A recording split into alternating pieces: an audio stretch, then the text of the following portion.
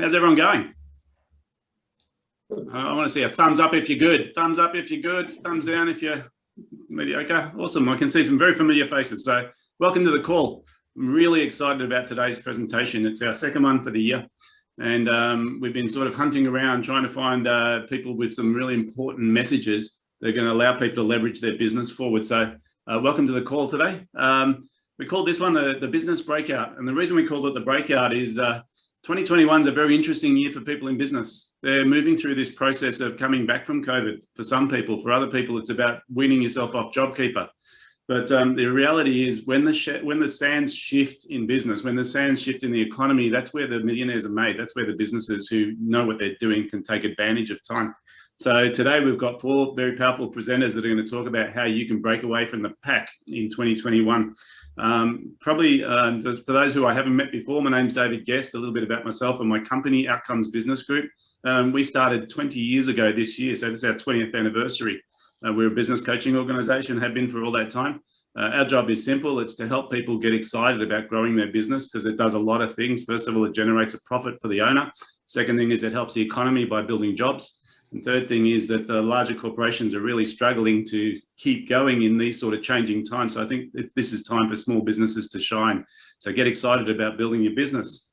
Just a bit of background. Often I talk to people about running businesses, and when people go into business for the first time, they're very much what we call the self-employed model, and their business looks like this, right? They're busy, right? Anytime I talk to people about their business, how's it going? They say we're flat out, we're busy.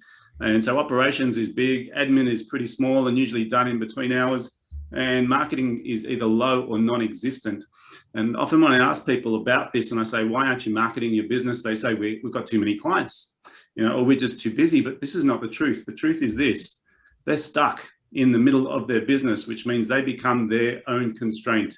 They can't grow beyond that size business because everything relies on them. Now that's fine because that's called self-employment. One of our biggest jobs within Outcome Business Group is to change that model. We look at the ideal business and it needs to look more like this. There's operations, there's admin, and there's marketing, and they're equal. But the biggest distinction is this one. The business owner's function within a business needs to be to build the business, needs to be to design the business moving forward. It needs to be to navigate the marketplace. And when you think about it, the owner knows most about the business and is most driven about the growth of that business. We call this working on the business instead of working in the business. And that's fundamentally what we're about. So I want to talk a bit about today's presenters because I'm excited about the lineup. And to break away from the pack, there's 2 things we need to do, right? The first one is cash flow. And we all know that in business, cash is king, right? And so we talk about cash flow being critical in business. And the second one that's really important is workflow. And when we talk about workflow, I'm talking about how can we get more work done in less time with greater capacity and greater efficiency. So we've got 4 presenters today. They're going to be talking in these 4 areas. The first one, if we talk about cash flow, the main thing here that I want to sort of cover is the idea of pitching. Now, I think when it comes to building a business, getting contracted work is one of the greatest ways to ensure guaranteed income. So we're going to be talking about how do you pitch for ongoing work, how do you get contracts, and how do you maintain regular relationships with clients. The second part we're going to talk about with cash flow is how do you get finance, how do you get money. We're going to be talking about some really good ways that you can actually get money from the government, how to get it, how to get access to the funds, and how to make sure that you use that as part of your growth strategy. On the other side of this equation, we're going to be talking about workflow. Now, workflow, to me, there's 2 parts to this, right? There's the obvious part, which is production. And how do we streamline our production workflow, and how do we make sure that our product or our service is being delivered consistently, efficiently, and making sure that we're getting great results for our clients? But the other part of our workflow that most people neglect is our sales process. And so we're going to be talking about these 4 areas today. And sales process is literally about creating a workflow for your sales to make sure that you've got consistent conversion, you've got consistent results, so that you can keep filling that funnel and you can start investing in marketing, knowing what your income is going to be as a result of that marketing. So they're the 4 areas that we're going to be talking about today, and I'm pretty excited about those. I'd like to introduce you guys to the chat box. Over on the right-hand side, for most people, there's a little thing called the chat box. What I'd like you to do is, if Colin or Kelly has not asked you to do this yet, I'd like you to introduce us to you in the chat box. So who you are, what you do, so that other people on the call can get a sense of who's on this call. If you see someone in the chat box that introduces themselves, it's a business you want to communicate with, feel free to directly chat with those people during the call. Normally when we run these events live, we have this opportunity to have networking time. When we're on an online event, you're pretty much sitting there staring at a screen. So don't leave this opportunity to waste. If you've got a business that you want other people to know about, into the chat box with who you are, what you do right now. I'm going to give you 30 seconds to do that as we start lining up the presenters. I'm only seeing one or two, so let's make sure everyone gets to go. Who you are and what you do into the chat box right now so that we can get a sense of who's on the call.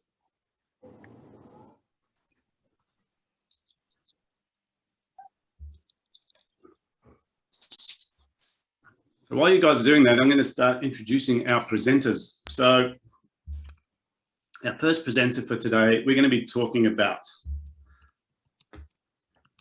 let's see, which one are we going to pick first? We're going to go for workflow and we're going to go for sales process. So what I'd like to do is I'd like to introduce our first presenter for the day, Peter Burgess. Now, Peter Burgess is going to be talking about how to automate your sales process and how it can help your business thrive in 2021.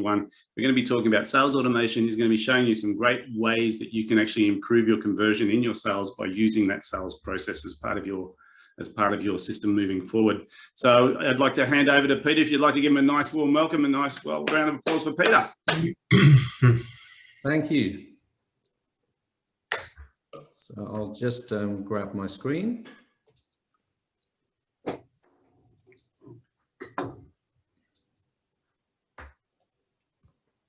So my presentation today, I hope you can all see that. My presentation today is about how automating your sales processes can help your business thrive.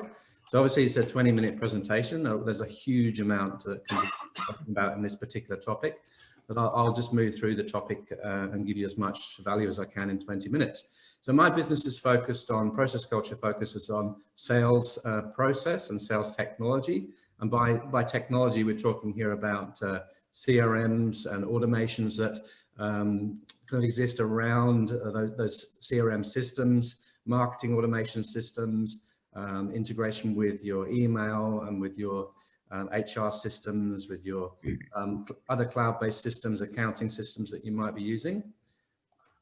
So why would you want to automate? So, you know, there are automation is a bit of a buzzword. People might consider that, you know, automating is going to benefit their business, but without really fully considering all the benefits and perhaps some of the pitfalls of automating too much. But the mainly manual work, if you have everything in your business manual, so you're using spreadsheets, you're using paper, you're interacting with your customers on an ad hoc basis, there's a lack of consistency in your business. There's no standardization. Each customer is getting a different experience of working with your business. So if you win a new deal, you onboard a customer on Monday, the customer on Tuesday and the customer on Wednesday are all having a different experience. Also within your business, the staff will be carrying out activities which, you know, could be automated, but because it's always been done that way, you know, there's a monster spreadsheet that's been maintained that way for years and years. That's just the way it's done, and the staff will be deeply dissatisfied perhaps with that and move on to a competitor who has much more technologically savvy systems, who has less of that manual menial work. Also, when everything is done, or a lot of tasks are done manually, the error rates are much higher. So if you have a system or an automation set up, if there is an error in that automation, you can fix it. And so in the future, the error rate will go down or there will be no errors. So you could imagine, for example, a member of staff has to follow up on a quote every Monday at 9 o'clock.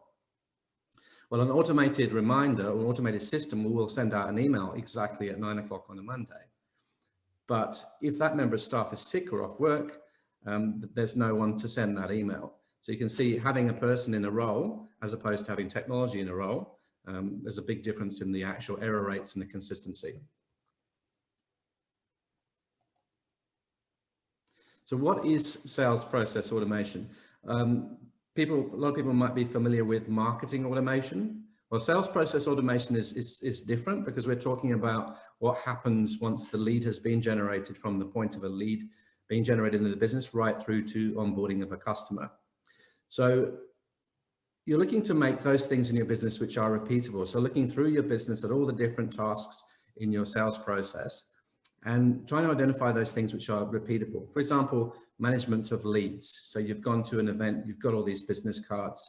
How do you get those business cards into a CRM or a standard system? A lot of people, I've been to businesses where business cards are entered into a spreadsheet or they're left in the drawer. So you can have an automatic lead management system, Contacts Plus and Pipedrive, for example. You scan in your business card, it ends up in the CRM. Automated communication. This is probably the most important part, which is when someone becomes a client of yours or when you've just sent out a quote, there's an automatic communication process. 7 days after a quote's been sent out, you get a reminder. New customer, he or she gets a welcome pack and they're onboarded into the business automatically. What about follow-ups? So the fortune in sales is in the follow-up. There are so many opportunities out there that don't exist unless you follow up. So if you just call someone once, the chance of getting the deal is quite small, but once you've reminded and you've followed up over a period of time, you increase your chance of getting a deal. So if you have a system in place that will remind your salespeople via a text message or via an email to follow up, that's going to increase the chance of converting deals. And finally, automated reports. So it's great to have a report in your inbox, let's say on a Friday morning or a Monday morning, just giving you all the statistics, what sales have been closed this week, who's the highest performing team member, and what do we need to improve. So some examples of sales process automation. There's some categories here: communication, onboarding, and reports, as I've identified before. And I'll go into the following slides, we'll go into a bit more detail.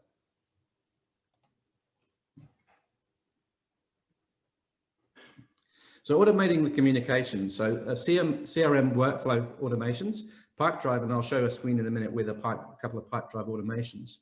Pipedrive has some inbuilt automations in the CRM. So when, for example, you have a new customer, you've added a new contact into the CRM that's tagged as a customer, they will receive a personalized email. And within the CRM, you can actually edit the template to a nice HTML email, customized to your specific needs with your brand. It will go every time a new contact goes into the CRM, an automatic email is sent out. A quote follow-up, 7 days after a quote goes out, or 14 days, or however many days you want to put into your system, an email or an SMS could be sent out to a team member or to the actual customer or the potential customer, the prospect. One of my favorite tools is OneSub. So I used to use Calendly, but now I use OneSub. It used to be called Schedule Once. So OneSub integrates with your CRM and also marketing automation systems. But once you've send a link to someone, they've booked in a meeting with you, they will receive automatic SMS and email reminders, and even up to, let's say an hour before the meeting, they'll get an SMS to remind them to say, don't forget the meeting. Customer communication, I kind of touched on that before, onboarding, booking discovery calls, etc. So when you've got someone who is just starting out with you, interacting with you, you can send them a link, they can then book in a meeting, they can receive all the information about the meeting, they can prepare ahead of time, they can fill in some online forms using, for example, Google Forms. And then the whole process can be seamlessly set up and very simple. And team communication is a big one. So reminding people about meetings, but also reminding people about wins, a new deal's been won. There's an automation, if I get time to show in a minute, where you actually can send out a notification to your team when a deal's been won to say, hey, look, congratulations, we've won the deal. And also management communication. So management are driven by the need to make decisions which are informed by real numbers. So making sure, for example, you've got a weekly sales email, sales report email. So here's a little bit more detail, automating client onboarding, for example. So you've got a brand new client, congratulations, now what's next? So in the CRM, you go into Pipedrive or you go into whichever CRM you're using and you mark your deal as won. That automatically triggers the new client welcome email with the attached welcome pack. And then in my case, we set up a client portal account. Now I'm working on automating that process as well. So you actually have a portal and a link, and they can then go onto this portal, and the portal welcomes them. And there's all the basic documents, the service agreement, your standard terms and conditions in the portal, plus the timelines and the progress milestones, etc., in one place on the website. At the same time, simultaneously, you're creating a new client in Xero, and you're automatically sending out deposit invoice to client. Obviously, there's an approval step in here where the invoice would be approved before being sent. And then the client can then be sent a link to book their first workshop. Now, all of this can be automated to the point where literally everything is triggered just by marking the deal as one in the CRM. Obviously, there's approval steps here, but as you can see, that removes a huge amount of actual manual work. It simplifies the process of bringing a new client on board.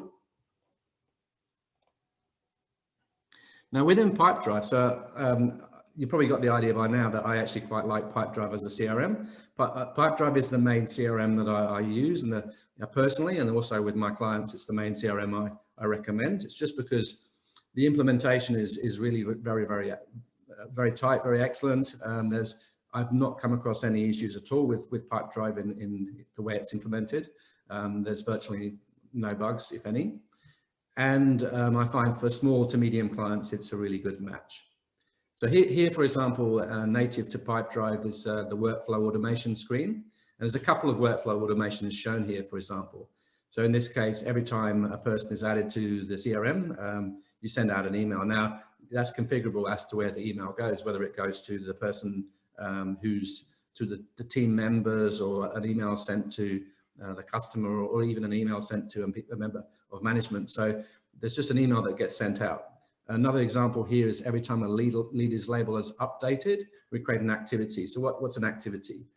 An activity is something like an appointment or a follow-up phone call.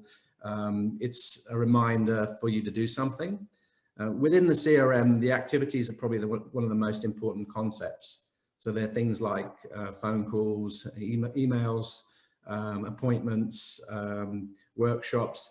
You can customize the activities that you set up in the CRM, and the more activities your team does, obviously, the more sales results hopefully will be derived from those activities. And here's an example I mentioned earlier. It's the deal one internal communication example. So we have a workflow here. We've updated the deal. That's a trigger. The status of the deal, this is an if condition. Status is 1. It's in a certain pipeline. So you can have in Pipedrive, you have multiple different sales pipelines. Now, a sales pipeline, I'm trying to pack in as much information here as possible. So a sales pipeline is basically, these are all the stages a deal will move through. A deal being, obviously that you've got a high chance of winning some business. So you move through from the stage of brand new deal right through to initial discussions, and then quoting and negotiation to winning or losing the deal. So in this case, we've won a deal, and then we send out an email. And in this case, we're sending it out to a contact person related to the deal.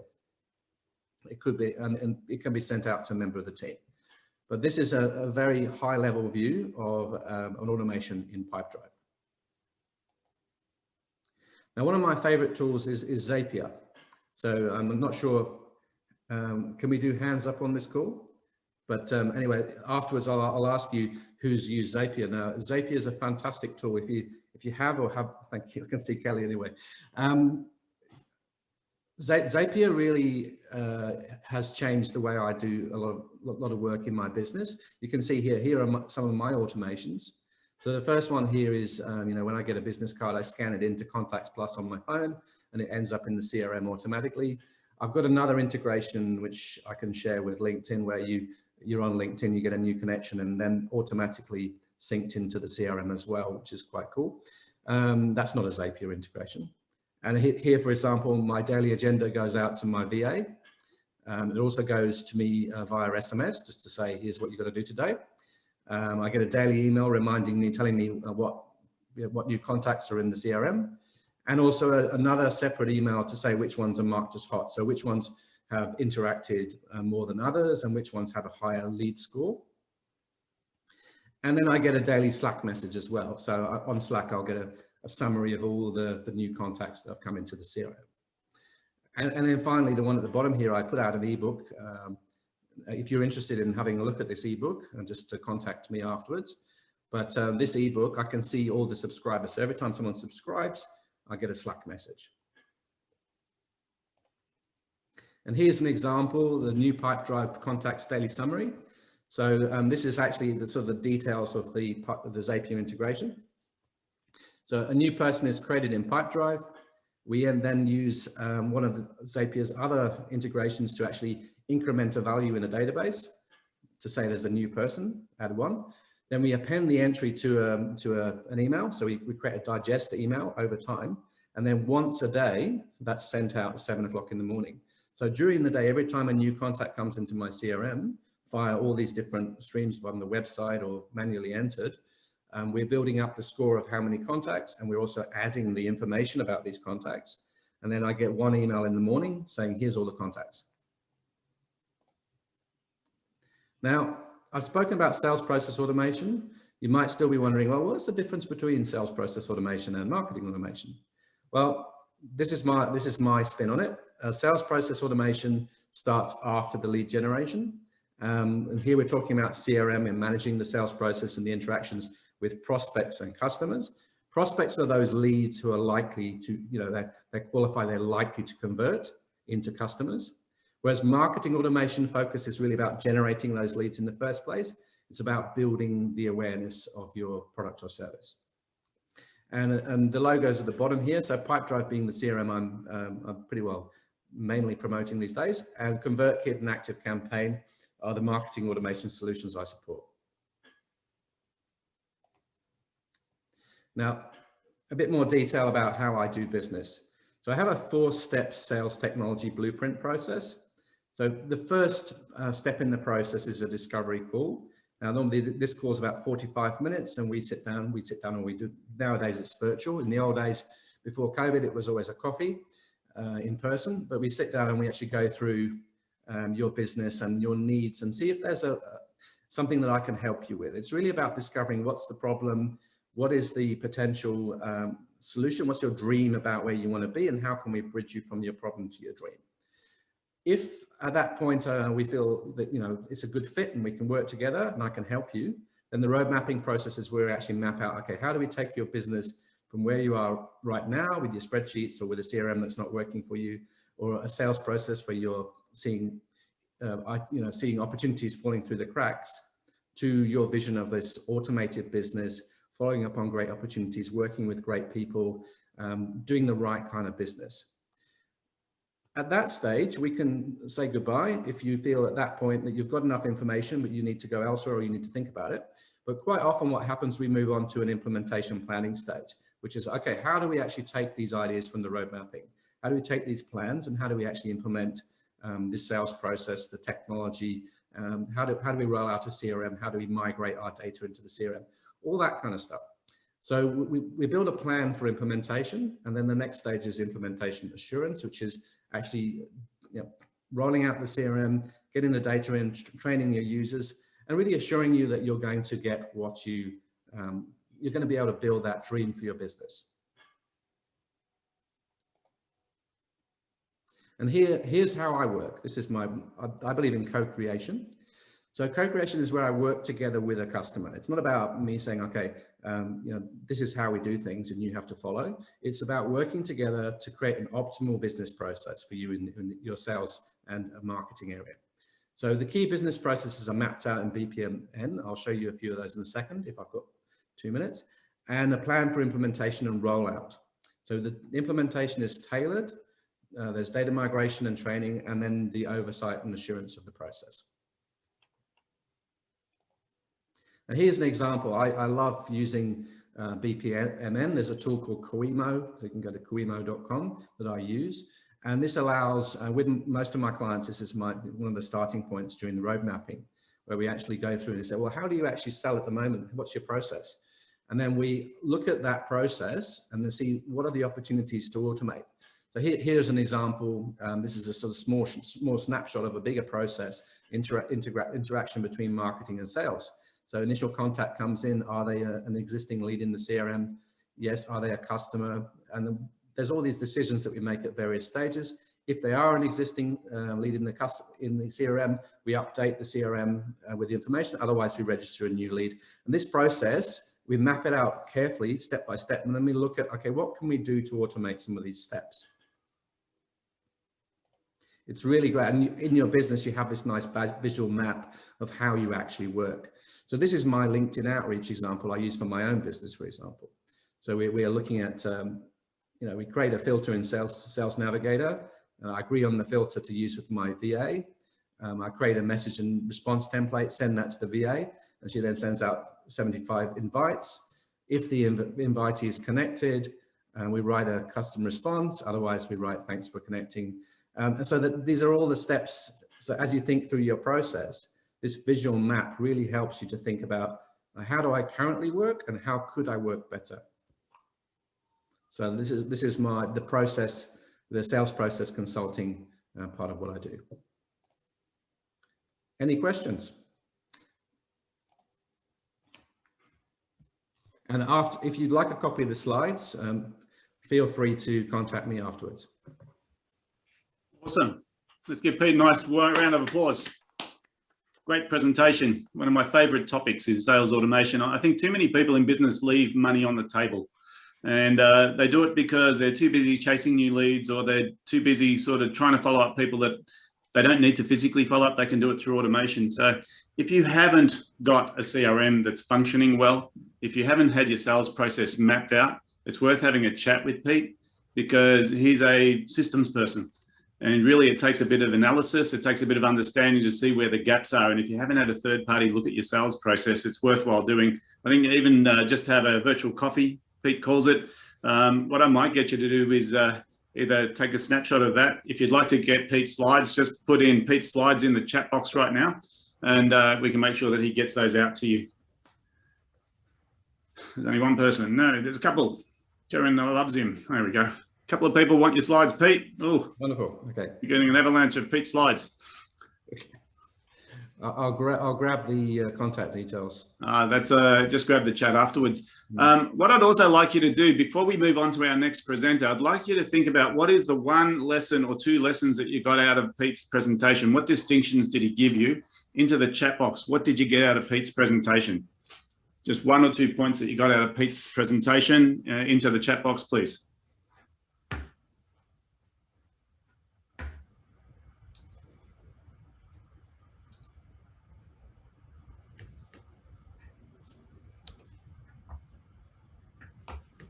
CRM is simple and essential. Also, map it out. Yes, the big thing is mapping out your sales process.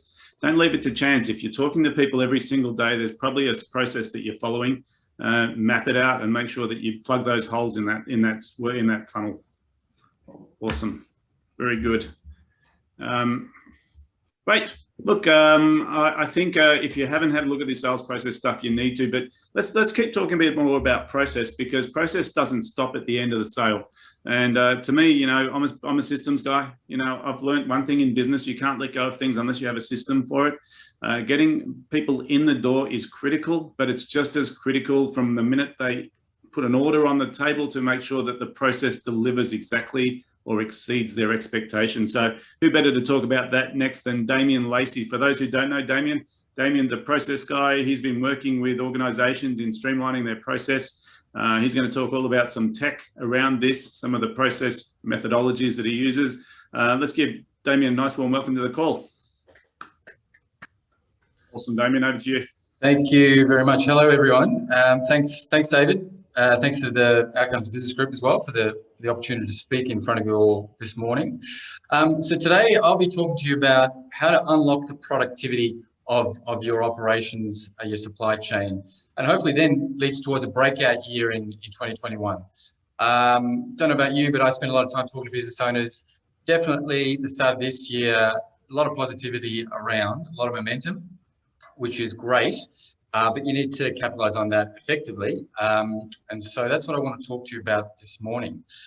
Firstly, a bit of an introduction. I'm the founder of OE Partners. OE stands for Operational Excellence. We help businesses grow their productivity. That's our mission, is to grow the productivity of Australian businesses. And we do that by applying lean business principles, lean business tools to help streamline and sharpen operations and supply chain.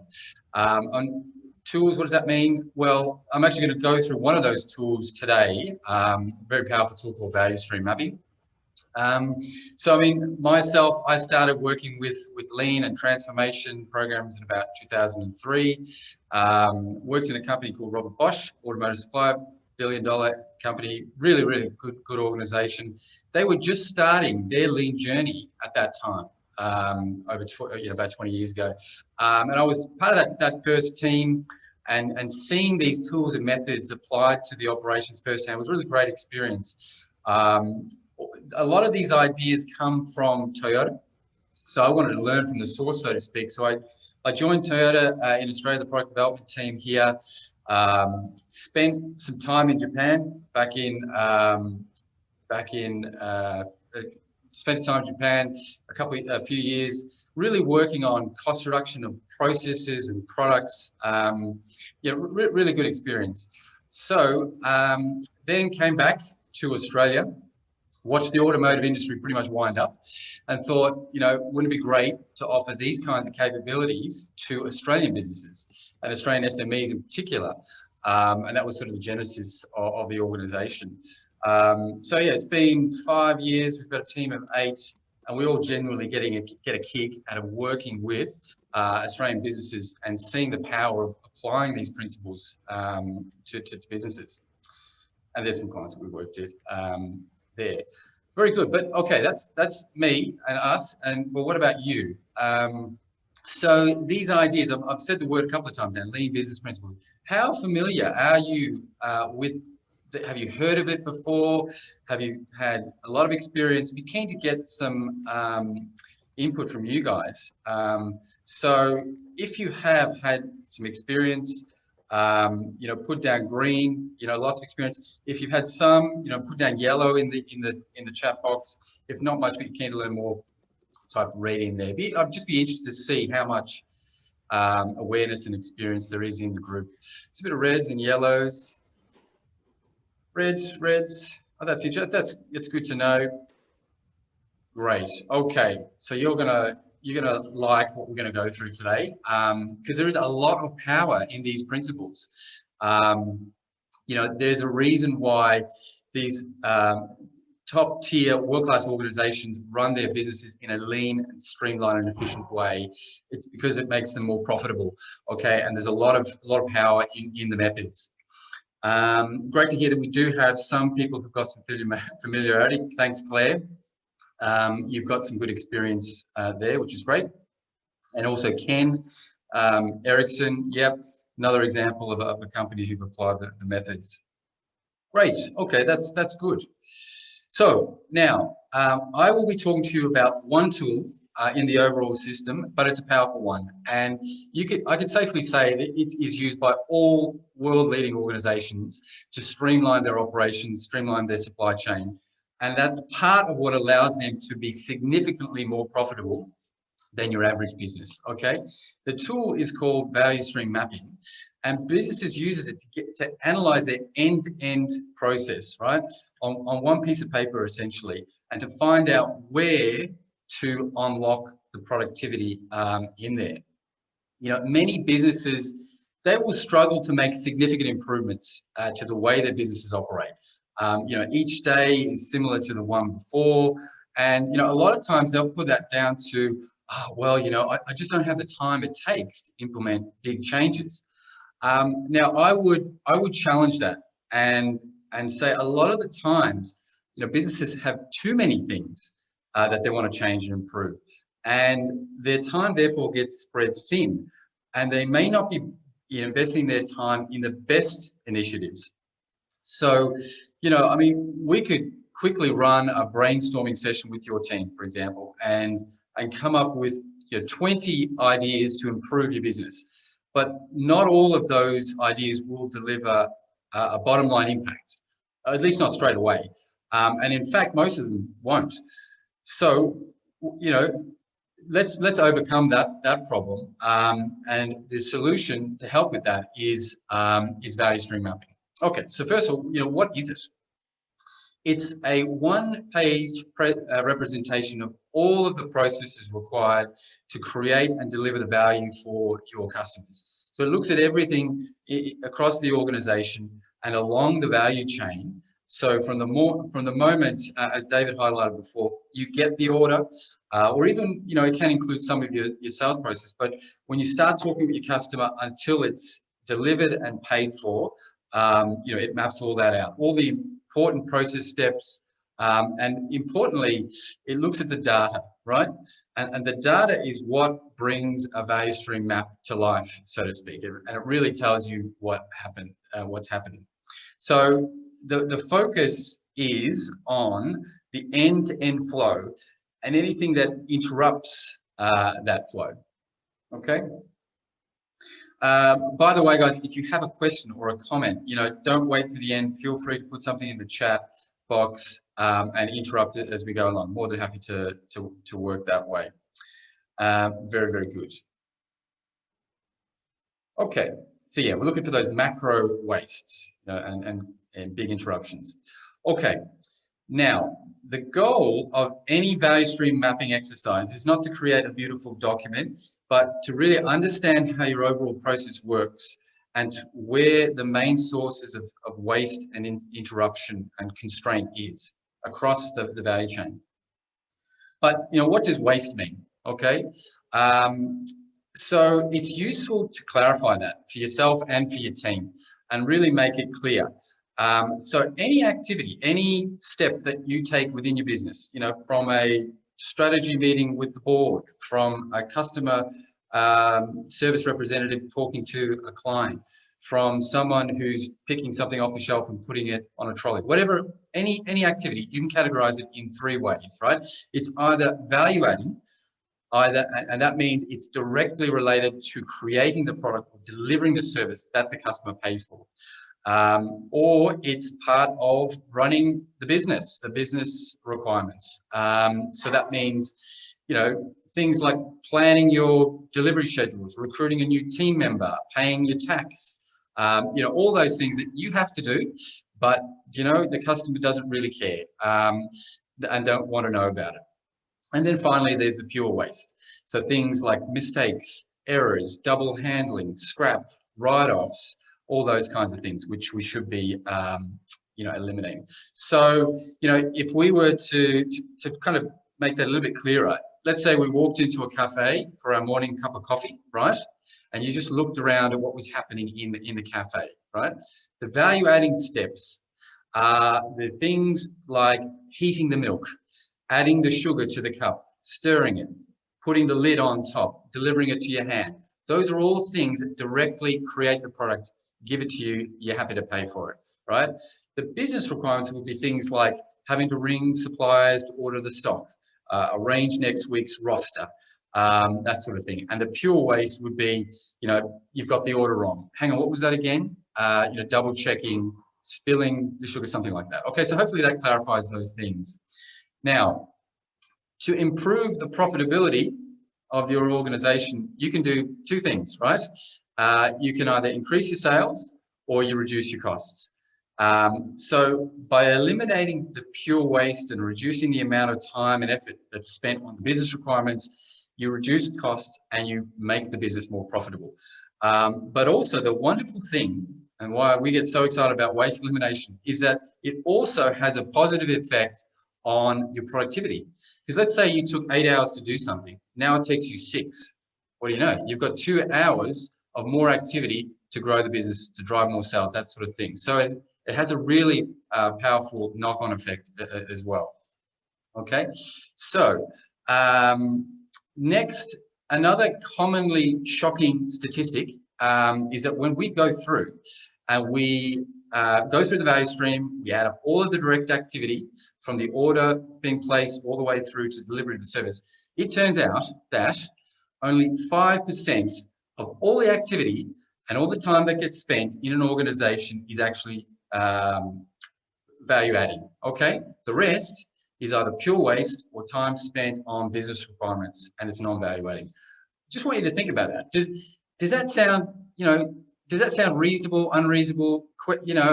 what do you guys think about that? You know, yes, if it sounds reasonable, maybe if it's not so reasonable, just get a sense of what people think about that. Yes, okay, Lisa's a supporter.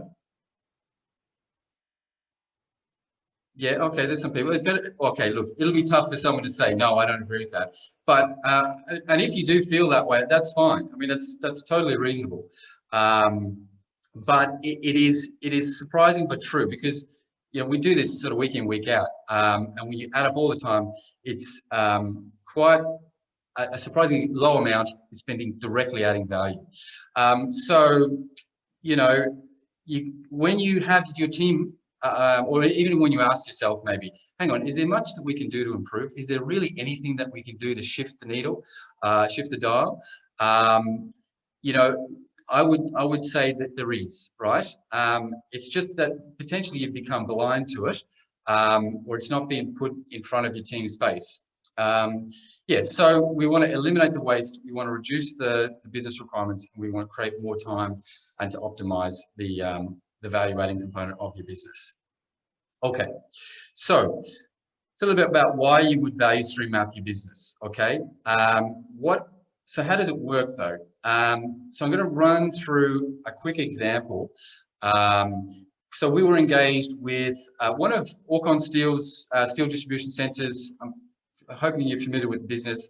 So they weren't able to keep up with the deliveries. Customers were unhappy and the costs were higher than they should be. So the process itself was a combination of manual labor and automation, and it ran 24/7, right? And the customer demand was constantly changing. You know, they're connected to the building industry, and you know, as you can imagine, that has quite a lot of peaks and troughs. Now, there was a lot of different theories as to why things weren't as efficient as they should be, why the orders weren't getting out as fast as they should be. But because it was so dynamic, you know, things changed even within the course of one day, in the week, across the year. It was really hard to see what the issue was or were. So what we were able to do in that instance is we were able to find that all of the productivity of the entire organization was being constrained by one station, right? There was one particular operation. You know, obviously things changed, but on average, across the year, it was sort of 1 point the process. And you know, the material wasn't being supplied properly. The operator was being taken away from other jobs. Sometimes it would run slow. Sometimes it would go on a break and that would sit idle. You know, and all of that, if it's just an ordinary operation, doesn't really matter. But because that was the key point of the process where things were getting held up, you know, that was the issue. So really, once we discovered that and had the data to back it up, you know, we made sure we fixed all those supply issues. We made it a rule that that process never stops. There's a standard operating method so that it was always up, always productive. So the results in that instance were pretty impressive. The deliveries improved by 30%, and the labor requirements of the entire organization dropped by 27, okay, for a standard bunch of orders to go out. And it's all about knowing where the constraints are. And it's kind of like a law of nature. There is always a constraint within a process. It's just a matter of figuring out where and when, okay? So that's one example of what value stream mapping helps with. The second thing, so sometimes it's not always about a particular point in the process. It's just in general, it allows you to uncover a huge amount of waste and inefficiency. So another example, we went into an ASX-listed organization, prefab construction company. There was a particular product that they were losing money on, all right? So, which is not a good thing. We don't produce orders and finish projects to lose money, but in this instance, there was a product they were actually losing money on. So the more they sold, the more they lost. So now in this instance, it wasn't so much about a particular point to a particular point. It was realizing that there was just a better way to run the process. And we completely redesigned the approach from end to end. Okay, and so again, the results were really significant. The lead time, the time from when the process starts getting the building out, reduced by 95%. So that time, you know, was 40 hours to complete from start to finish. We shrunk that down to two hours. the labor required, we didn't just throw labor at the problem either, right? The labor requirements actually reduced by 25%. And of course, you know, if you're getting things done that much faster, the output's going to increase, right? So just 2.5 times the output, and then the profitability. You know, actually, we started profiting, and it was just shy of $1 million per annum. Yeah, so knowing what is actually going on, having it on a piece of paper objectively, and then applying the lean principles to it can make a huge, huge impact. Okay, so that is a little bit, hopefully that gives you a sense of, you know, what is possible and how to bring about some effective change within your organization also. So now, if you had any questions, feel free to pop them into the chat right now. But I was just going to finish by saying, if you have a sense that your operation is not running as effectively as it should be, or perhaps, you know, improvement's not happening as fast as you'd like it, then to coin David's words, you could be leaving money on the table, right? If you were to look across, you know, let's say 5 companies that you admire, whatever they may be, you will find that they will operate according to lean principles, and they will be using tools like value stream mapping. And the reason is not because it's nice to do, it's because it makes them more profitable, okay? So if you'd like some advice on how to get started, maybe some tips on how to start the value stream mapping process for your own organization and get you a bit of a push start, then, you know, the first place is generally to start with a phone call. We'll get an understanding of what your current operational state is like, and then suggest some next steps for you to hopefully make it easier for you to get started on your lean journey. So if you're interested in having a chat, feel free to type yes into the chat box there, and hopefully get you a push start on your first steps towards operational excellence. Awesome. Let's give Damien a nice and warm hand.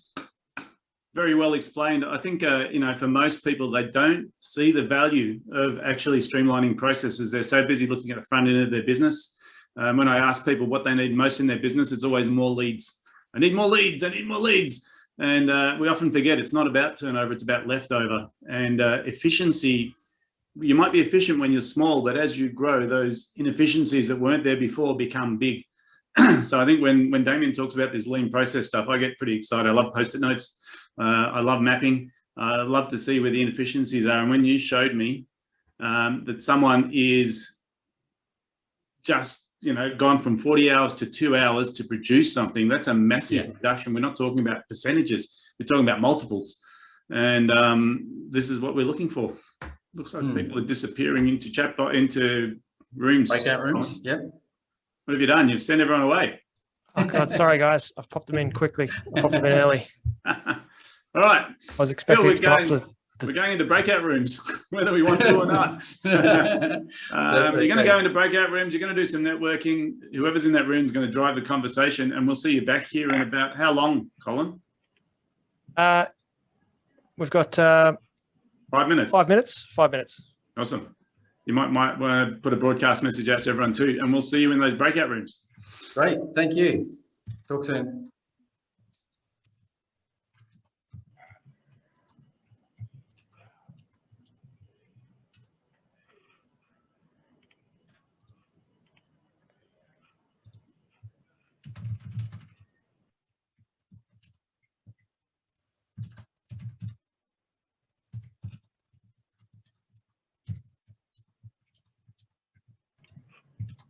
Hello, I'm in a breakout room. How am I supposed to be? Oh, sorry. I'll get us out in a second. That's all right. Have we got a presenter here that can look after everyone and talk through what's going on? I'm just sending out a message now. Ah, perfect. Thank you. Awesome. We're all in here. How many of us are in here? Craig Nenke's here. Craig Warm is here. He's disappeared off. He doesn't want to talk to us. How are you doing, Craig Nenke? What's happening? All right. We All need right. a Who do we presenter have in here. this room? View, gallery view. All right. No worries. So who have we got here? We've got, oh, we're all disappearing. Craig. So Craig, what do you do with yourself? Well, we can't hear you. You're on mute there, buddy. Sorry about that. How are you? Good, good. How are you? Yeah, good, thanks. Good. Yeah, what do I do with myself? Yeah. Yeah, well, I'm a business consultant specialising in business change, so helping businesses through change. And a lot of that is with technology as well. So a lot of what was said first in that first session was very relevant. You know, a bit of a crossover there, doing similar things. Yeah, but yeah, it was an excellent presentation. Yeah, fantastic.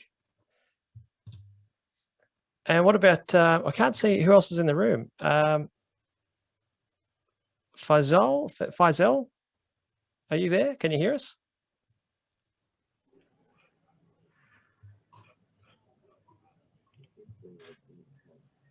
I think I know what's happened. I think some people haven't got the most up-to-date version of Zoom and they haven't been pushed into a breakout room because we're still in the main room. We are still in the main room and I can't see. Everyone's been assigned. So I think like Craig was maybe away, like a couple of people were maybe away when we assigned the rooms. Oh, there you are. How are you? Yeah, but I was muted actually. Oh, no worries. Yeah. So what do you do with yourself? So I'm an accountant. Okay. And what did you get out of the chat so far? So some new guidance regarding that automation. So. Yeah, I think I really enjoyed Peter's chat actually. That was fantastic. Being able to map out the automation. That's what I got out of it. Yeah. What about yourself, Craig? What did you get out of it? Yeah, for sure. You know, just the process that he goes through and so on. It's very, you know, systematic and good to know. And the second one was good too. I mean, it's probably not something directly relevant to me, but certainly, so for some of my clients who might be manufacturing or whatever, they might need, you know, definitely need something like that. So. Yeah, who's out there doing that? Yeah. Yeah. What about Laura? Laura, are you there? Can you hear us?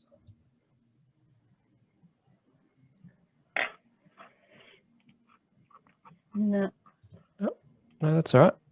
All right. I think we're going to jump back into the main rooms. Well, we are in the main room, but everyone else is going to come back and join us in a couple of minutes, and we're going to dive into the next session, which is with Robin Hastings. Helping companies win bids, which is fantastic. Is anyone here doing any? Sorry. I'm sorry. Go I ahead. will say, I know George Mirabelli is at the end, and a lot of people always try and rush off at the end, but George Mirabelli's, Robin's is good, but George Mirabelli's is awesome because it's all about how you get grants. Yeah. So if you please try not to rush off, even if Robin's isn't compelling to you, because George's is awesome. It's really helpful, especially for business owners. So, yeah, if everyone can hear me. Colin, I didn't hear you introduce yourself. Have you got have you joined Outcomes or are you separate? Yeah, I'm the brand new online events manager. So this is my first online event. So that's why the confusion with the breakout rooms. So Craig is one of Rob's clients, but Craig has also done an event with us in the past as well. Oh, great. What did you speak on before, Craig? What did I speak on? Yeah. Oh, it was mainly about you know, teamwork and sort of mental health issues and so on. In you know, it was late last year, so it was in the COVID period. So Yep.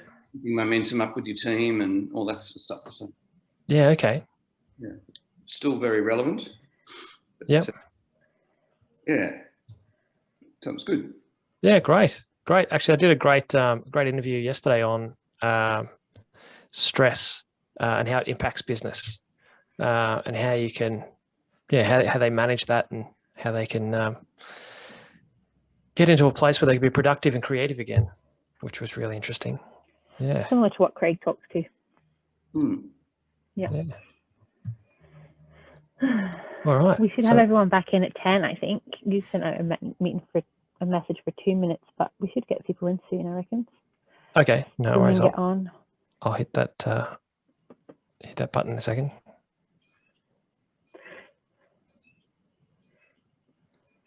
So it didn't, what happened this time is it didn't come up with, it didn't give me the options for the timing.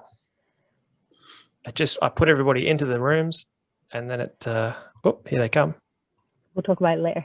I know what's happened, it's okay. I just couldn't control it. Everyone's coming back. All right, welcome back to the main room. David will be here shortly to kick us on to the next speaker.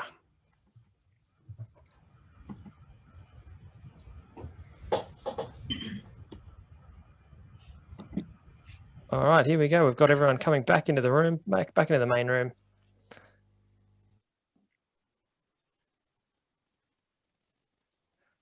Okay. Yeah, thumbs up if you got some value out of jumping in there and having a chat with some new people. Yeah, fantastic.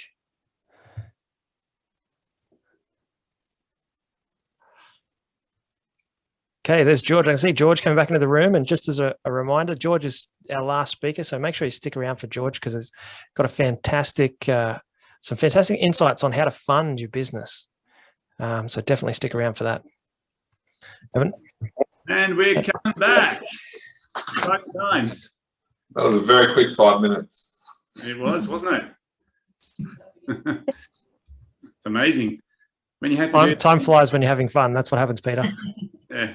And Karen would know if you ever run a large event and you try and get 50 people to go into 5 separate rooms, it's a nightmare. On here, it's just a little click of the button, isn't it, Colin? Yep. Well, look, hopefully you got to meet some new people during that conversation. By all means, keep going in the chat box. If you got someone you want to reach out to, by all means, get into the chat box and have a chat with them.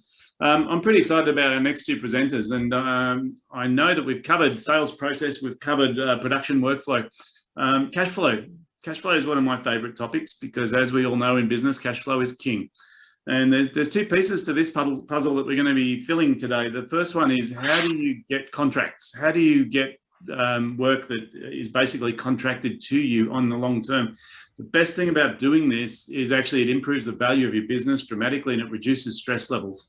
And so we're going to have Robin talking a bit about that. And then after that, we're going to be talking about financing, and we're going to be talking about government funding. Now, for most people, they sort of have an opinion of government funding. I used to think it was all about red tape and it wasn't worth the effort.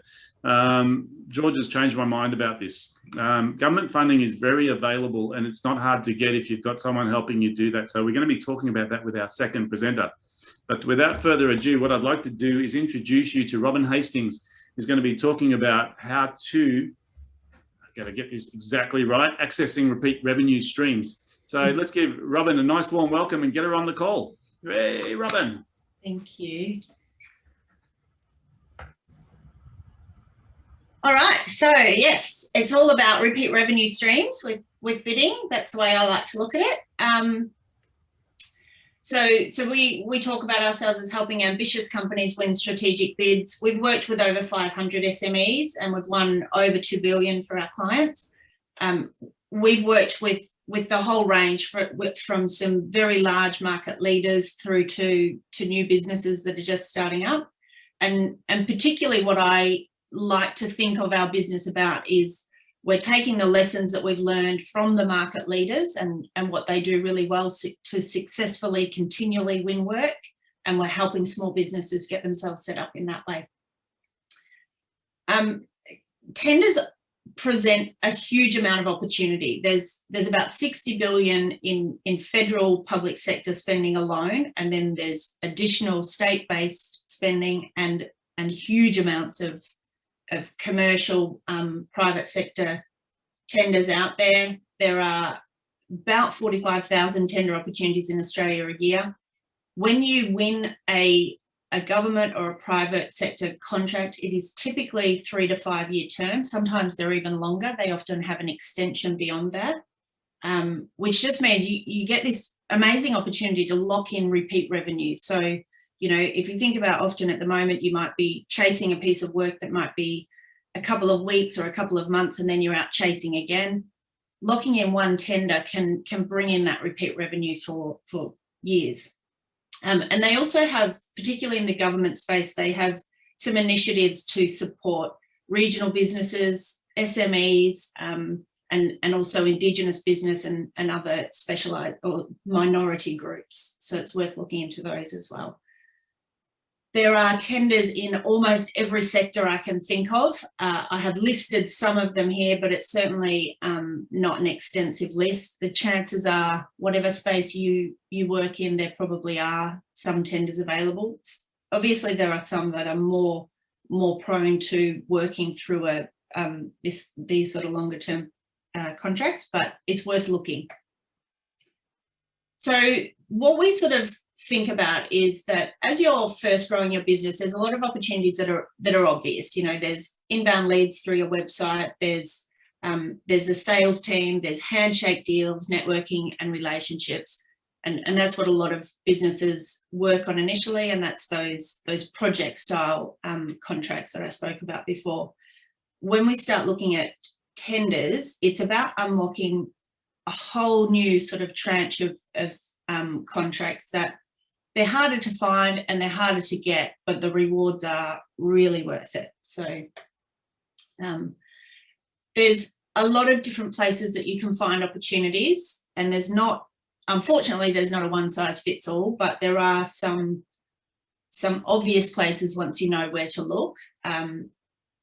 If opportunities are government spending and they are over a certain threshold, then they are required by law to advertise either on the AusTender website if they're federal, or if they're state-based, they have individual state-based tender websites. But then there's a whole heap of other portals that actually draw both government and some private sector opportunities forward. And some of those are tier 1 opportunities, and some of those for things like Estimate 1 and ICN Gateway, they might be subcontract opportunities to larger opportunities. So if you think about things like a big infrastructure project, you know, one of the tier 1 companies might win that, and they might say, well, we need an electrician to do that scope of work, and we need a couple of plumbing partners to do this in outback Queensland or Northern Territory or something. So those type of opportunities are often advertised on things like ICN and Estimate 1. So there are all sorts of opportunities out there to be found if you know where to look. And this slide deck will be made available to everybody at the end of the session, and I've got some details later on with the actual websites for you as well. So a typical bid process, they're not always exactly the same. So it can get a little confusing, but what you tend to find is some of them will initially use an expression of interest phase, or sometimes it's called a pre-qualification, to effectively pre-qualify the market. And they will ask, firstly, they want to know who's interested in bidding, but they'll often also just want to try and check a few things, that the business is sound, that it's got sound finances and the stability to be able to run the contract if they get awarded. They might ask a few questions about your experience within that space or your key personnel during that first phase. And if they use the expression of interest phase, they will then shortlist, and there will be an invited set of companies that get to the RFQ stage, or other opportunities just go straight to RFT. So it might be that if you're looking at some of those sites that I just showed you on the last slide, that there are RFTs that are advertised and they're open to the full market. Once the RFT is live, the clock is ticking, and effectively there's normally about between sort of 3 to 4 week period for the mid-tier size bids. Sometimes for the really big ones, they are anywhere from 2 to 6 months, but generally if you're starting out, it'll be a smaller time period. And during that time, what we do is we'll sort of, it's about putting together a strategy and a solution, and then also putting together the documentation. And then you submit the tender response by a certain time period. Sometimes they will come back and ask some clarification questions based on what you've submitted. If, there might be things that were alluded to in the bid but were not included, or it might be that they just want a bit further clarity. It's often a good sign if they do come back and start talking to you afterwards, that they're interested in learning more about things that weren't in the bid. And also sometimes they will have a presentation stage. Again, not always. It's they're all different, but often for the bigger opportunities, they will say, right, we'd like to meet you, would like to come in and sort of have, and sometimes it's a presentation, sometimes it's more like an interview where they just want to talk to the people who will be running the contract and understand a bit more about the solution. And then there might be a bit of negotiation before the contract award. What we normally do, so the tender documents will come out. They're often a large set of documents. So there's, often a couple of hundred pages in them, not always, but it can get up to that. And there's often a few different sets of documents. So there'll be a conditions of tender document. They might give you a draft of the contract agreement that you need to sign up to. And then there will be a response schedule often where they have given you a set of questions or a set of questions or sort of instructions that they want your response to follow. And what we normally recommend, you can always fill in the forms that they give you, but what we normally recommend is that you really think about the fact that this is the first impression that your business is making. So most companies in this space will be putting together a really nice graphically designed document that creates that first impression when it's looked at by the procurement team. When it comes to winning bids, what we really like to impress upon our clients is that there's kind of three things that you need to achieve through the bid. One is that you demonstrate that you understand what they're trying to achieve. So for these type of opportunities that go to tender, it's because they're really big purchasing decisions. They're not just, I need to buy some coffee. It is over a certain threshold. It's probably worth millions of dollars. So, they'll have really specific requirements that they need to achieve that are bigger than just that. It's about where their business is going, what their strategy is for the next couple of years, all sorts of things like that. Some of those things will be available in the request for tender documents, but some of them won't. Sometimes it's actually about also having a better understanding of your market, having spoken to them before the tender comes out and, really knowing what's going on.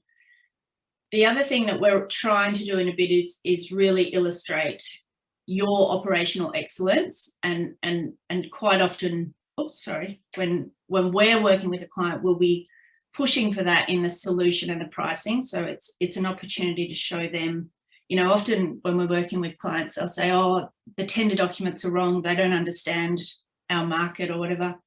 The tender is an opportunity to educate the market. If you find that that's the case, it's really important to sort of point out if there's things that are wrong in the scope or assumptions that are made. You either need to clarify those through the clarification process or educate the market within your tender. And then lastly, it is about persuasive writing. This is a sales process and it's about backing up what we're saying with evidence, with case studies, testimonials, things that are persuasive tactics that can help the audience to understand what you're trying to say. Something that I am always banging on about is that there's three different audiences that you need to keep in mind when you're bidding and when you're putting together a document like this. Often when people are bidding, they'll be thinking about the account team, the operational people that they're going to be running the account with if they win. And that is important, but what I always like people to sort of focus on is, particularly in government tenders, but also in the private sector, there is often a procurement process, a really formal structure that they're going through, and there's an assessment audience that they have to sort of get through. If you think of it almost like a gateway, they have to get through this first. And what they've often done is, as they've put together the tender documents, they have thought about what a response needs to have within it in order to achieve a certain score. So for instance, for one question, they might say, right, a 5 out of 5 will have you know, directly answered yes or no. It will have given us 3 examples, and it will have identified the process involved or something like that. When we're putting together a bid, we're really thinking, what does a 5 out of 5 answer look like for this question? How do we maximize the score so that you can get through that first hurdle and through to the next 2 audiences? The second audience that we often talk about, some people will call this the influencer. We call them the advisor. It is a senior people within the business who might not be fully involved in reading the tender and the assessment process, but excuse me, they will have they'll play a role in the decision making. And it's important to use, often we use layout, we use things like headings, call out boxes to help influence that audience, because they'll often just flick through. They might read the executive summary, they'll look at the pricing, but they'll flick through other parts of the bid. So, you know, there's layout tricks that you can use to make sure that they get the win themes that you want them to. And then obviously the operational team. The reason that I put this together in this sort of process is to point out that whilst this is a really important audience and you do need to have them in mind when you're bidding, you have to get through 2 other gateways before they will see your bid.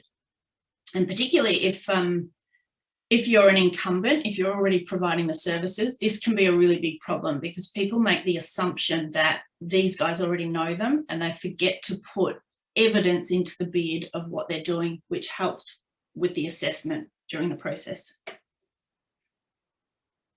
So something that we've done as a business is through our previous experience and by really observing some of our market leader clients, we've looked at what they do consistently to consistently win. So you'll often see the market leaders, they're winning all the good projects, you know, their win rate is good, and things are just running well. And what we believe the combination is that they have a good team, they've got the team working cohesively, they have all the roles within that team to help get the messaging right and help bring everything together. They have a toolkit or a library of information that can be readily pulled on, so that when the bid starts, you're not having to build the foundations during that time. You've got all the foundations there, and then you can focus on the messaging for the particular bid. And they've got the tactics to help draw all of that together. So that's things like, you know, do we have a process that we follow every time that means it's quicker? You know, going back to some of Damien's stuff before, if we know the areas where there is wastage, we can cut them out. We can have a clear process that everybody follows.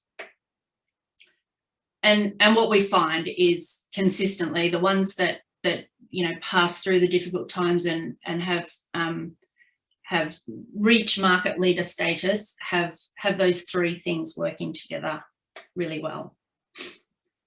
So as promised, this is the slide with some of the links. I'll make this available to everybody at the end. And here is just a little bit of a summary of the different types of way that we work as a business. So depending on where companies are at in their growth journey, we can either review a bid for them, we can help with the bid library, we can develop a bid, we can look at your process and do an audit and help the business understand what to do to enhance it.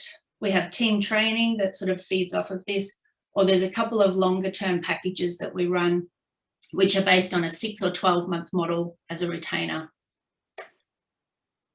And that's it from me. If you'd like a copy of the slides, please feel free to ask at the end of this or put it into the chat room. Awesome. Thanks, Robin. Everyone give Robin a hand. And there's no question that if you aren't bidding for work, you're not going to win it. And if you have the tips and tricks, which Robin just went through, you can actually get more bids in the door. So if anyone wants to get a copy of Robin's slides, especially the links at the end, just type into the chat box Robin's slides right now. Robin's slides if you want those. Yep, we've got at least one person that's interested, Robin. That's all right. There's got a few. There's a few people. Just takes time to get them to sort of wake up again. Get those fingers typing on the keyboard. Anyone who's interested in slides, now's your chance. And I will have to make a big apology because when we did talk a bit about Damien's slides, half of you have already gone into your breakout rooms. So there was some premature evacuation going on. What we need to do is we need to, if anyone's interested in getting Damien's slides or getting in touch with Damien, I want you to type the word Damien into the chat box right now as well, just as for the last presentation. I know there's a few people are pretty keen and they disappeared halfway through that conversation. So please, if you're interested in Damien, you can put that in there as well. Awesome. Yeah, so look, I'd like to just talk about our last presenter right now, and it's by no means least is George's presentation. I've known George for quite a while, and what I've learnt is that some people cannot be bothered chasing government funding. They think it's too hard, they think it's too much red tape, and they think it's a distraction, and that's all true. And that's why you need George, right? Because you need someone who can take all of that away from you and just make sure you get the money. Now, the nice thing about getting someone to get government funding for you is that they sort of cover their costs through that process as well. You just need to know what's available and whether it's worth getting. So I'd like to hand over to George, who's going to talk a bit about government funding options, how you can actually pay for Robin, how you can pay for Damien, how you can pay for Peter, by using the government's money. Now that's smart business for me. So over to George. Let's give him a nice warm welcome to the call. Thanks, George. Thanks, David. Much appreciated. So hi, everyone. I'll be talking about funding innovation through government incentives today. My background is as a product development manager with over 20 years of experience. I've been claiming the R&D tax incentive since it was called the 150% tax offset. So I go back quite a while. In areas from software development to product research and manufacturing. So I've managed R&D in radar, communication systems, insurance, mobile solutions, more recently web portal, smartphone applications, and I've worked in Australia and the US. We also rescue orphan software that's critical to your business, and we help maintain it and extend it. And we also provide a project advisory service to ensure your software projects are successful. As David pointed out, when we're looking at why businesses haven't accessed these funding options that we're about to discuss, we find that either they've not come across them or they've heard of them and they believe them to be too hard to access. Reasons for this range from the amount of paperwork, eligibility concerns, right through to not being ready yet. Ultimately, you've taken the first steps by listening to this, and these are myths that propagate through the, through the industries. And if you really want to get into this, you've got to get some help. Get help to apply, get help to run the actual grant results, and keep records to avoid audit issues. The first one we're going to discuss is the Entrepreneurs Program. It's particularly useful for smaller businesses because it helps you get business growth going, initiatives internally, and the government will help you fund improvements. It's a great program to get advice and funding. They allocate an experienced business consultant to come and get together with you and discuss your strengths and weaknesses and identify opportunities and make recommendations on how you can improve your business. It's an excellent opportunity to talk to someone that has lots of background in business and innovation. The Entrepreneurs Program can be used to improve your internal business processes and systems, and can fund Damien's work, can help you with Robin's work. You can go back every 5 years and get more funding. Once approved, you can spend $20,000 and the Entrepreneurs Program will put in 20 to match, making it a project total of $40,000. You can access it in medical, manufacturing, and other sectors. And it applies if your turnover is 1.5 million to 100 million. It can be accessed by any business that meets the revenue requirement, so you can benefit immediately and improve your systems and processes. If you're doing or planning R&D, the Entrepreneurs Program can fund the services to put in place the R&D tax incentive compliant processes and systems that you need. So this is something to keep in mind. The next one we're going to talk about is the Commercialization Accelerator. It's an excellent way to enable your go-to-market strategies. While you're developing your product or service, you can apply for the Commercialization Accelerator. It's important to apply before you start selling your product. The accelerator assists with all aspects of your go-to-market strategy. And once approved, the government will provide matched funding up to $250,000. The Entrepreneurs website, you'll find links to something called the Innovation Connections. It's worth having a chat to them. That's the best way to get in touch with somebody about the Commercialization Accelerator, and they'll take you through the process and give you all the background information that you need. Or you can contact me and I'll help you find a grants expert that knows how to make the most of the accelerator and possibly other grants that are available at the time. The next one to talk about is the Export Market Development Grant. It's a Go Global grant. The Export Market Development Grant, or EMDG, is particularly important to review because it helps you protect your intellectual property, scale up and address a global market. You'll need to spend at least $15,000 trying to open up that new market in any one financial year. And you'll need to keep lots of records of the costs that you incur and how you apportion them correctly. As of next financial year, there will be an application process for pre-approval of your funding. So stay in touch with me, stay in touch with the business.gov website and find out more as that unfolds so that you can prepare your application. And again, if you need assistance, it's best to get help because generally writing these things, as Robin pointed out, persuasive writing is necessary to make sure you meet the criteria that they're looking for. With the EMDG, you can cover things like site visits, overseas representation, samples, trade fairs, promotions, advertising, things like that. Overseas representation could allow you to put someone on the ground that's local to help you open up that market. It's also very interesting that it covers the registration and insurance of IP. So you can boost your intellectual property application and get onto that because that can be expensive, but you can use the funding assistance from the EMDG. For those of you that are interested in that, Michael Cooper is part of the audience today. So if you look him up on the chat, you could shout out to him and he can get in touch with you.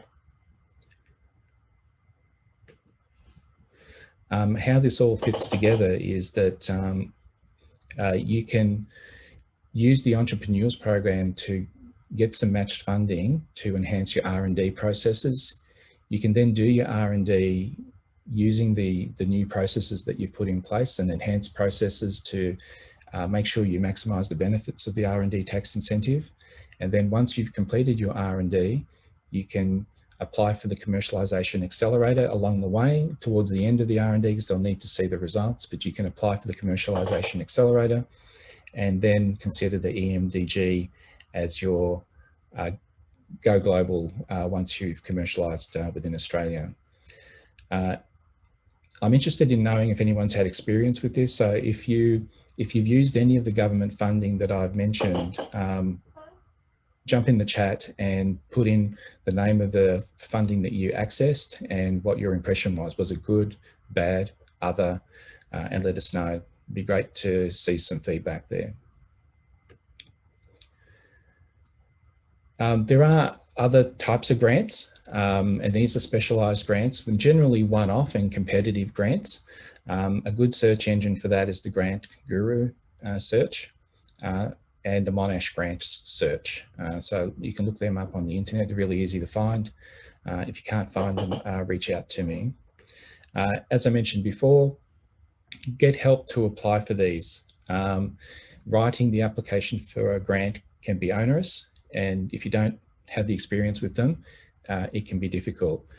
People like Robin, and there's others that we can help you with, that will help you write the grant in a persuasive way that hits the criteria and make sure that you've got everything in order to make the most of the grant. But remember, with these grants and much of this funding, the process doesn't stop once you win the grant or get allocated a grant. You've got to adhere to the documentation requirements that are necessary to make sure that you keep the records and report periodically on the progress from the grant.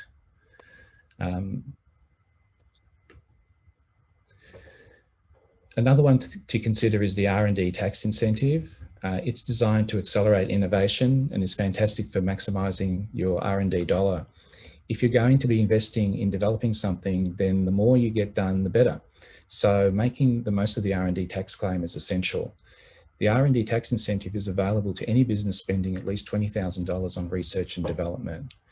Now, $20,000 in research and development includes everything from the management time, the planning, the strategizing, the staff doing the development, the material costs, the field trials, everything that goes around that R&D. And then you can apportion other business expenses based on the amount of R&D that you've done and how many people are involved, etc. You can claim up to 43%, depending on whether you're profitable or not. That percentage can vary. Therefore, you can spend more on R&D and make the most of the innovation that you're doing and accelerate that. R&D is only eligible if it meets the legislative definition. So it could be worth having a chat with me, or I can help you contact R&D 360, who are also on the Zoom today. If you reach out to Mark Prentice, if you're interested, he can help you with the actual claim. But I'm also there to help you learn how to optimize your R&D processes to make the most of the R&D tax incentive. To substantiate your claim, it's important that you have all the right records and for all the necessary steps to make sure that if you do get audited, they'll be able to find all the information that they need and that you'll be able to find it quickly and easily. So make the most of the R&D tax incentive. It's a generous incentive and it's available to everyone who meets the legislative eligibility criteria. Get help, become compliant by improving your systems, and documentation is really important, and both to be compliant but also to maximize your benefits. So we've refined our R&D tax incentive process over the last 15 years. We've captured our know-how in a 6-step framework that you can learn through our workshops and training. It will lead you through the steps to streamline your processes, integrate your record keeping into your process, your R&D processes. It will allow you to lower your tax audit risk and to maximize your R&D tax claim benefits. You can download an ebook from the website. However, if you type ebook into the chat, I'll be sure to send it to you. So please go ahead and type ebook if you want to find out more about the 6-step R&D tax incentive framework. It's a great way to make sure that you start off on a sure footing, and if you're already doing R&D, and even if you're claiming, it's a good way to find out if you're doing it properly. So let's look at some examples. We cover quite a range of sectors. For example, a chemical engineering company, Hydrochem, they weren't claiming all the costs surrounding their R&D. By implementing the framework, they more than doubled their claim. We worked with a beverage company recently called ABC Filling and found that there was at least 30% more that they could claim. Just by being more methodical and optimizing their R&D processes. And that's just their R&D tax claim that they increased, but optimizing their R&D processes also saved them money by making them more efficient. A package design company called Coolpack increased their claim by 35% just by keeping track of more than just the testing. They were very good at keeping documentation of their test results, but they weren't claiming everything surrounding the projects that also contributed to making the R&D possible. We also worked with a financial software development company called Propel Ventures. They were concerned that software was no longer eligible. It's a rumor that goes around all the time that software is not eligible. But as I can show you, software development is just as eligible if you approach it in the right way.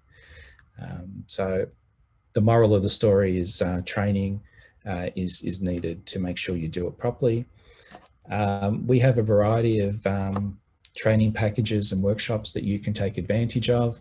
There's our diagnostic, our starter, and our consistency packages. Each provides a level of compliance and repeatability of processes so that you can maximize your claims safely and reduce audit risk at the same time. And we also have a range of coaching and assistance support services, ranging from monthly reviews through to done for you packages that you can purchase, where we write the documentation for you. There's a wealth of information on our website where you can learn about the R&D tax compliance framework and the audit survival workshops. Grab the R&D tax incentive survival ebook, which will explain the 6-step framework. If you're already claiming, please take the R&D self-test or self-audit on the website, and it will ask you a series of questions and help us assess your current compliance readiness and how well you're doing the R&D at the moment. If you're not claiming, the ebook is the best way to start. Learn about how to address your R&D processes and optimize them ready for the R&D tax incentive. Finally, type funding in the chat and we'll contact you to arrange a session to look at your funding options. If you think you're not making the most of government funding at the moment, please type funding in the chat and we'll be in touch. We look at your specific R&D and discuss a funding strategy for you, and so that you can make the most of the R&D tax benefits. And that's what it's all about. These incentives are there for us to take advantage of, to innovate and grow the industries within Australia and go global. So thanks for your time, everyone. I appreciate it. Great, George. Give George a nice warm round of applause. Very well done. I think you got your message very much on message there. Look, for me, it's simple. Like what George just described is a method of using the funding to fund the funding. And I think I started doing the maths and there was hundreds of thousands of dollars available from the government, which is dollar for dollar matching. Imagine when you're running your business, someone says, I'm going to pay half of your expenses of growth. That's a big win, right? A couple of $100,000 in net profit. If you think about how much you have to sell to get that, and we can use that through government funding to feed the growth of the organization. So this is really highly leveraged stuff that we're talking about here. I was excited about today's presentation because it all ties in nicely. You know, George can help you find the money. Once you've got that money, you can use it to evolve your pitch. So you can pay for Robin. That brings you more work. Now you need your sales process to be converted. That's funded by government. So you've got all this funding all the way through to process, which means you can grow your business and get the government to fund the growth. If you do this, then you're going to get ahead of the game, because sometimes people forget it's not about working harder. It's just about working smarter in business. And really, a lot of today's presentation was about being smarter about how you run your business. So obviously, a lot of people are interested in funding and ebooks from you, George. You're going to be busy chasing these people up and making sure they get the information they need. Look, I'd just like to wrap up today's presentation with two things, right? What I'd like you to do is into the chat box right now, I'd like you to type in the top 3 things that you've learned from today. What are the 3 action items that you're going to take as a result of today's presentation? You know, I'm often in these presentations and we learn some good stuff, but we walk away. But I want to know, what have you learned from today, or what are you going to do differently as a result of our 3 presenters today? Just 4 presenters, I should say. I keep saying 3. Our 4 presenters today. Into the chat box, what have been your lessons from today's presentation? What are the key takeaways from today's presentations? Let's see what people have learned out of today's session. And while you're thinking and writing that, I'm going to just go through a bit of an explanation. We've covered 4 areas today. It's been quite a lot of information in a short period of time. But knowing who to, someone just said, connecting a few people with info again, exploring CRM, understanding how to eliminate waste. I love that statement. You know, when Damien said we're into eliminating waste. Yeah, getting funding for both public and private, working on my systems and processes, awesome. I just want to talk a bit about what happens for most people in business and why they don't take these options. You know, I think when most people go into business, they start off by, you know, just wanting to get clients, and they go into this world of chaos, a world of hurt. And for me, like, the biggest problem is people tell me they're too busy. They've got too much on. And inevitably, Damien talked about constraint. And I think, you know, Pete would talk about the same thing. People just get too busy doing stuff that they shouldn't be doing. It should be done by a system. And the whole idea of building a business is getting out of chaos and getting back into control. And the first stage of growth, you know, we've got better plans, R&D funding, look at my waste in processes and costs. We've got to get into that control of our business. Are we working on, not in? Because really it's only when we're back in control that we can grow. The 4 speakers today showed us very compelling reasons to actually engage in this process, to use lean, to actually create sales process, to get funding so we don't have to pay for most of it. But we just get too busy, right? And one of the reasons we're busy is we're putting out fires all the time. So for me, there's 3 phases of business growth. The first one is getting out of chaos and making sure you've got a bit of a sense of where you're going. The second one is growth. Now, growth is about investing funds in team members, investing funds in marketing and processing the business. But it's really once we get above working in the business and working on the business, we get leverage within our business. Now, every presenter today showed you a leveraged way to grow your business, not about working harder, about working smarter. But it takes time to put these things in place. But once they're in place, they feed themselves. So I really want you to be thinking about, how do I work on my business more and less in my business? Because that's where the growth is going to come from. For those who know who Jim Rohn is, you know, he's one of my favorite business philosophers from many years ago. From the day I started, I love this quote: never wish life were easier, wish you were better. It's always about working out, how do I become a better business owner? How do I get smarter about what I do? It's not how do I do more, it's how do I get smarter about what I do? And really, that's one of the key elements that I wanted to talk about today. Look, as we wrap up for today, I do want to point out that we're also running a workshop coming up in about a week's time on Wednesday, the 24th of March, which is literally next Wednesday. It's in the morning. Oh no, this is the wrong date, isn't it, Cal? Yeah, no, it's Thursday, the 25th of March, and it starts at 9 a.m. So you can start your day off with David. Yeah, it's Thursday, the 25th. Just change that. Thursday, the 25th. 9 a.m. 9 a.m. Here's the good news. Because I stuffed it up, I'm not charging anybody. Anyone on this call that would like to attend our workshop on Thursday at 9 a.m., it's free for you guys. It's 2 hours. It's with me. It's very small. Generally, we have anything between 3 and 15 people on the call. It's a round table. What I do during that conversation is I work out what is stopping you from taking action in your business. Where are the bottlenecks for what's not working for you in your business plan? We call it the Business Acceleration Plan because part of it is not about doing more. Part of it is about doing less. And that's why when Damien said eliminate waste, I love that idea, because we all have 24 hours a day, 7 days a week. And it's not about how many hours we have, it's about what we do in that time. So if you're available next Thursday morning at 9 a.m, if you'd like to join us, it's online for 2 hours between 9 and 11. All you need to do is put BAP, Business Accelerator Plan, into the chat box, and that will let our guys know that you're available, and we'll get you in. Once again, it's a casual conversation. It's about putting a plan together to find out how to free up some time. It's about how to find out how you can actually access more of what these guys are offering, because I'd suggest anyone who's presented today has got huge value that they can add to your business. There's 4 people that can change the way your business goes in 2021. The issue most people have is they have a lack of time. They don't have the time to contact these people, to have a conversation with them, and to understand how to implement what they're doing. If time is your concern, come and join us. I know time's your concern.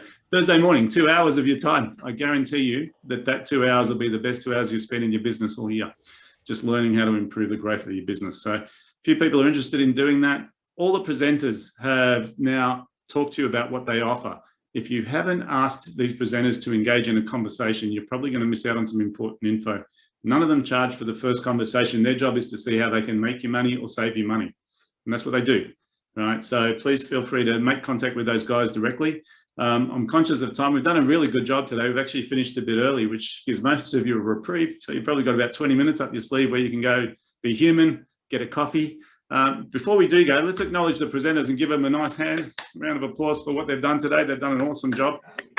Getting people to be interactive online is tricky at best. You guys have managed to stay attentive for 1 hour and 43 minutes. So I take my hat off to you guys for paying attention. Hope you got some valuable lessons out of today. I really look forward to hearing some of the success and some of the results that you guys get out of today's presentation. And hopefully you can connect with some of these guys and be successful. So enjoy the rest of your day, guys. Thanks very much for joining us. And we'll look forward to hearing about some of the success that you get out of this. Thank you.